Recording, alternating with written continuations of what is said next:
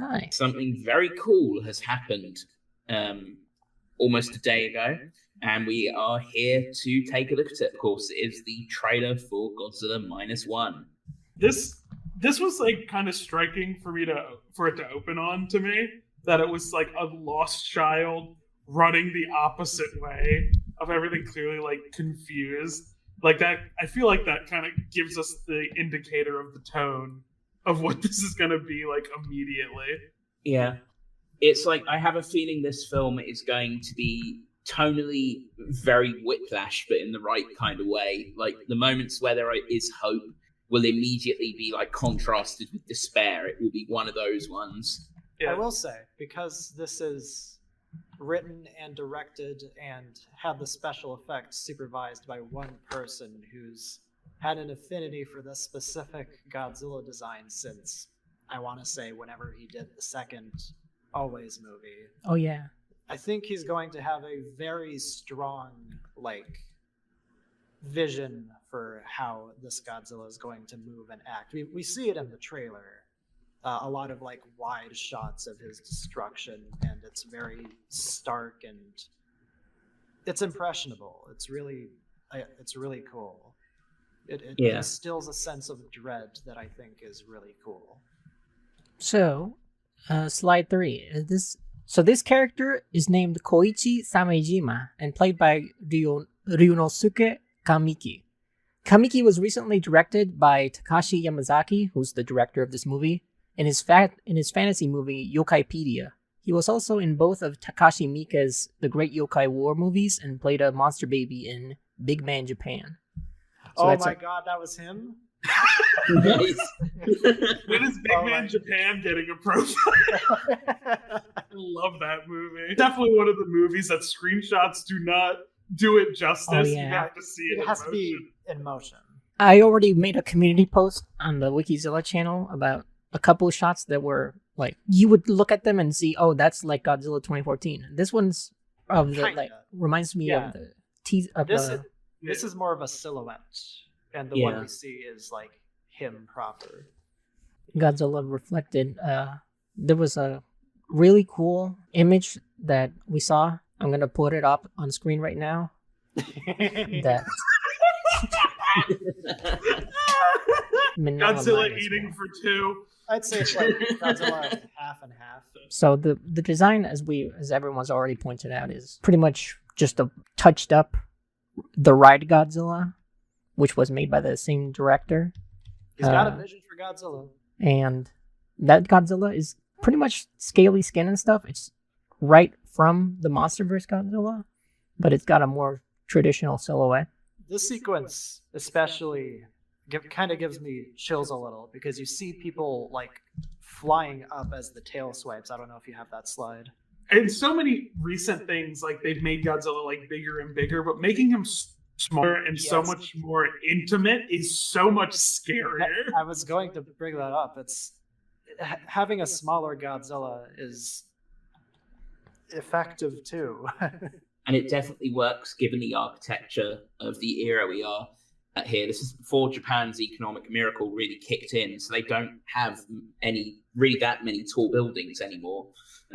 Most of them were destroyed during the conflict, so it makes sense to have a smaller Godzilla because it really adds to the sense of scale. The conflict trademark. World War II, we'll put that right there. There is a shot later on which pretty much confirms what year this takes place in. Yeah, Cooper, you were talking about square cube law with this. Yes. You want to explain what that is too? So the square cube law is it's a fundamental law of physics, and it's the idea that larger objects have less surface area proportionate to their size compared to smaller objects.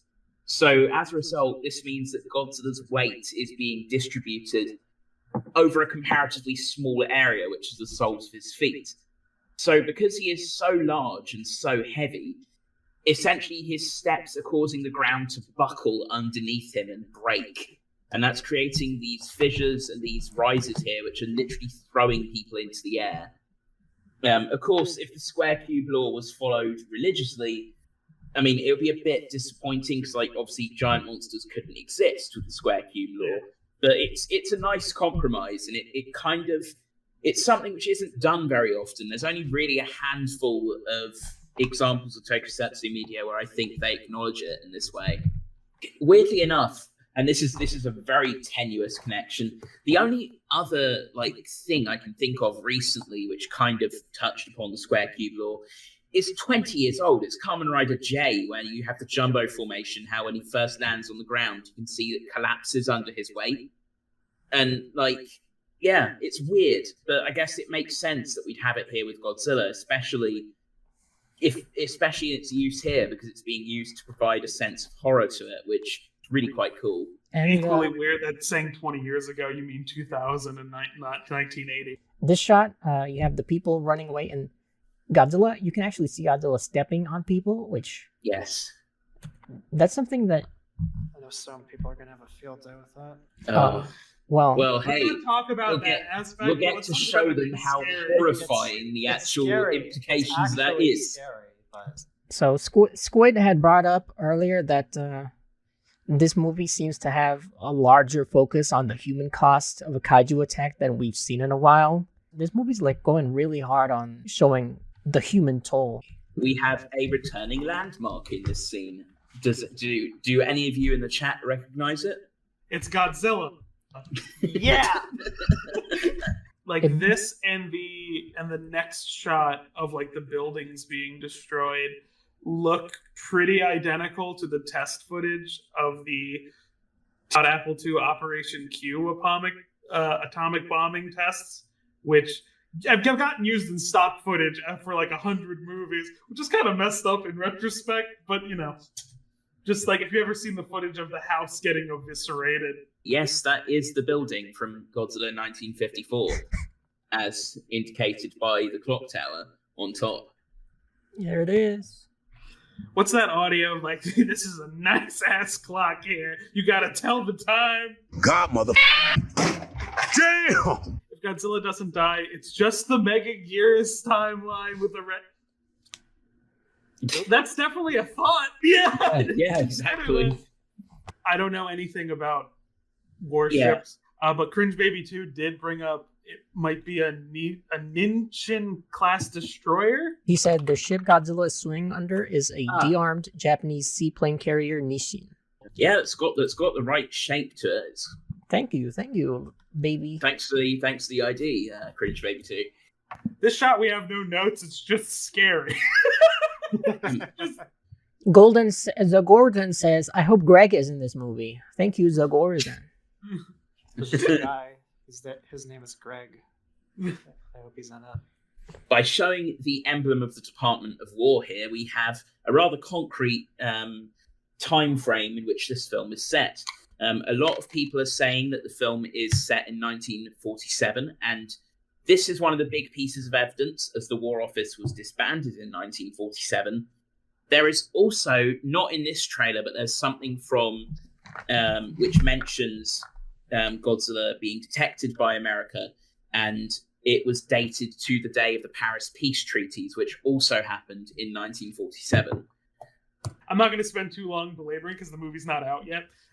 When Shin came out, a lot of people talked about a lot of anti-American sentiment in this movie. I think we're going to get a repeat of that discourse here. I think there is going to be at least a layer of anti-American sentiment in this. Yeah. Which, we melted two cities of people. We deserve it. In this shot, the character giving a presentation, his name is Kenji Noda, and he's played by Hidetaka Yoshioka. Yoshioka previously portrayed the main character of Takashi Yamazaki's Always trilogy, and imagines a story involving Godzilla in the second film.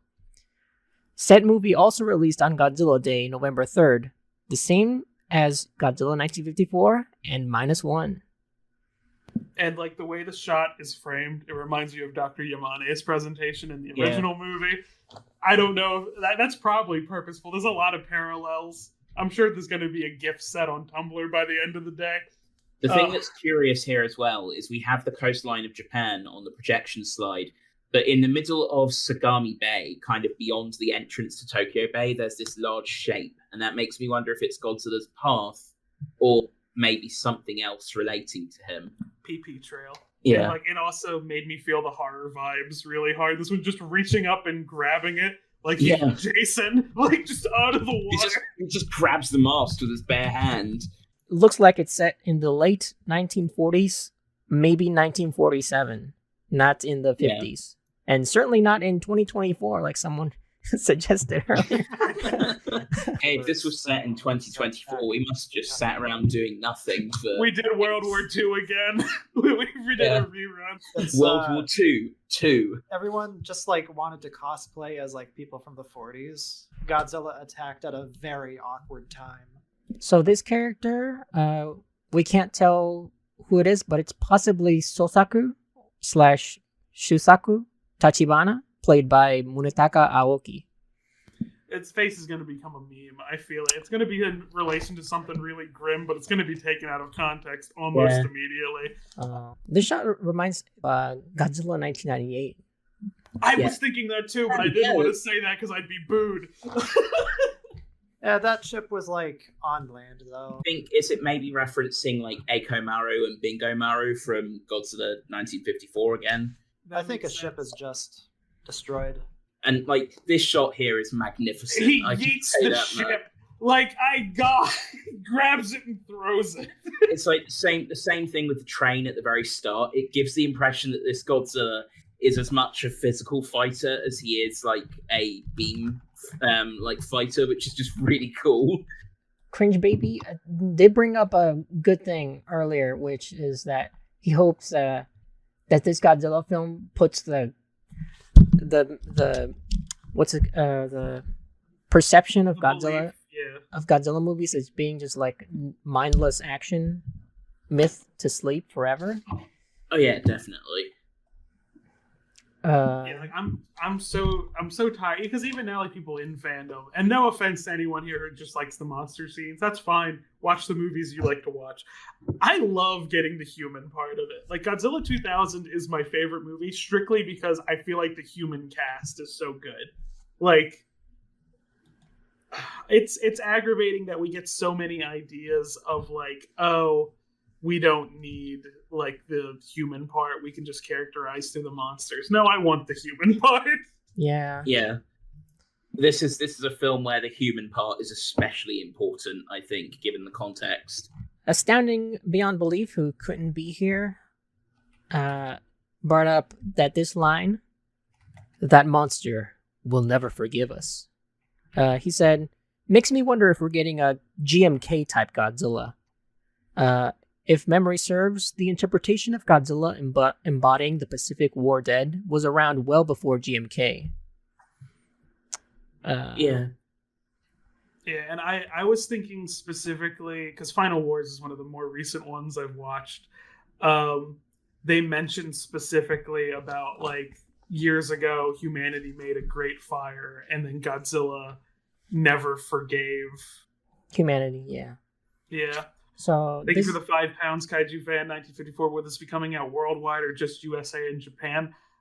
I don't know about worldwide. I know it's getting a full release in America. Yeah. It seems like. Yes. I don't know about anywhere else. So Toho's really pushing it. Someone said 1,000 screens in the United States.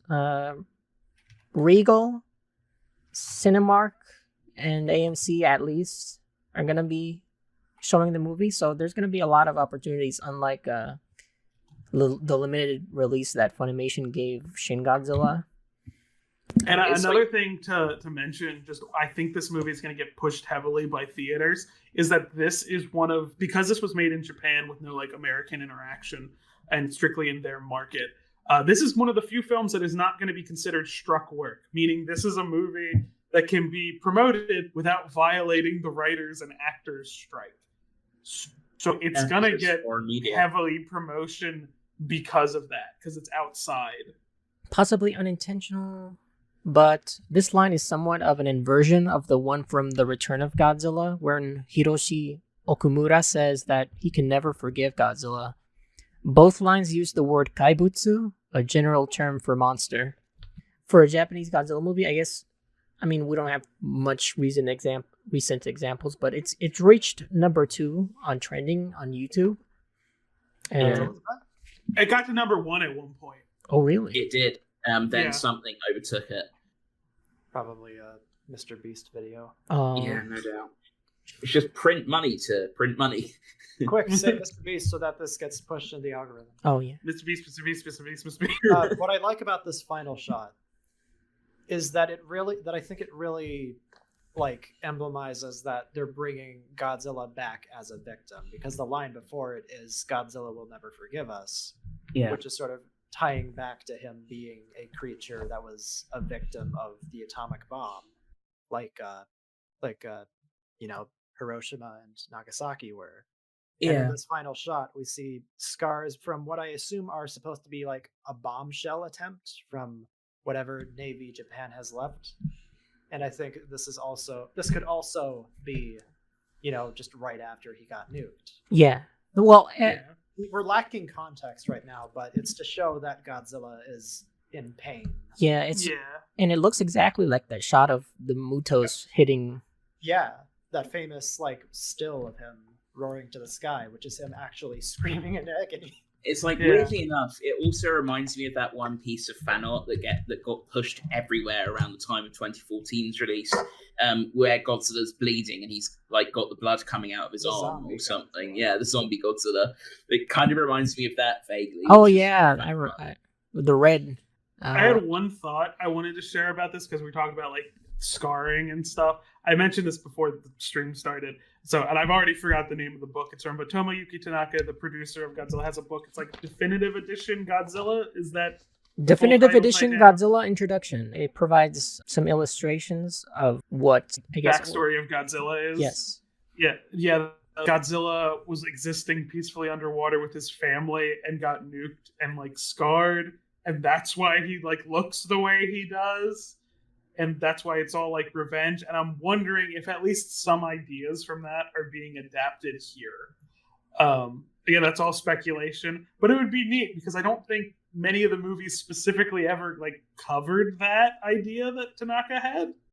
You got more. I really like the bottom right one. Yeah, that's really nice. He looks benevolent. I mean, if we're going with the fact that he's been hurt there, that's a neat idea to follow of him being benevolent to a point. I am looking forward to the movie, and I can't wait to see it on December 1st. Yeah. I don't know when this will release in the UK, but since they're serving adverts to me in the UK on a UK IP address, I hope that means that there's at least something planned. If not, I will find a way to watch this, and I'm sure I am really going to enjoy it. You're getting it direct to VHS, pan and scan. Yeah, I'll have to pull the old Panasonic out from the loft and hook it up to my like antique cathode ray television that's also up in the loft. I'm looking for a CRT. But yeah, I think that we covered just about everything. Bada boom, bada bing. Bada boom, bada bing. Good night, everyone. Have a good This night. has been great fun, and I hope to see you all again. Quack quack. Do they hear that? Yes.